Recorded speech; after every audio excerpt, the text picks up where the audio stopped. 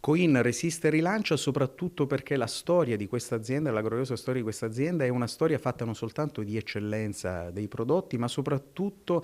è stato sempre quello che è un luogo d'incontro dei nostri nonni, dei nostri bisnonni, oggi di noi stessi, dei nostri figli. Sono tanti i motivi che fanno tirare un sospiro di sollievo dopo il tavolo al Ministero sulla vertenza Coin, il gruppo di abbigliamento con cuore veneziano diventato nei decenni simbolo del Made in Italy, dopo la grande crisi con lo spettro concreto di chiusure e a 5 mesi dall'avvio del nuovo corso e del nuovo CDA di cui fa parte lo stesso avvocato trevigiano Fabio Crea, migliorano gli indicatori economici e si riducono i costi operativi, la strategia è chiara. Un piano industriale importante che innanzitutto individua quello che è un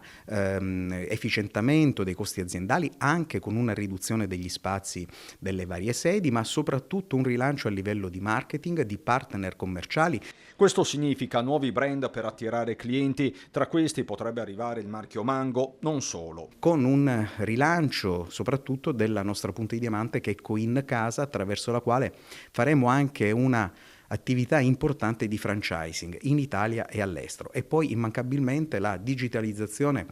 dell'azienda anche e soprattutto attraverso l'e-commerce. Soltanto in Veneto Coin è presente a Mestre, Padova, Verona, Treviso, Bassano, Vicenza, Conegliano, Zerman, Piove di Sacco, compresi i punti Coin Casa e Outlet, e questo per un totale di 18.000 metri quadrati, 39 milioni di euro di vendite all'anno, ma soprattutto 250 dipendenti, senza contare i 120 della sede centrale amministrativa di Mestre. Sono previsti degli ammortizzatori sociali in tutte quelle situazioni in cui c'è un ridimensionamento della sede, ma tutti i lavoratori sono in protezione. Ho letto anche di un intervento importante di supporto dell'assessore Bitonci, ci sarà anche un interessamento da parte dell'assessore Pavanetto in quanto titolare del referato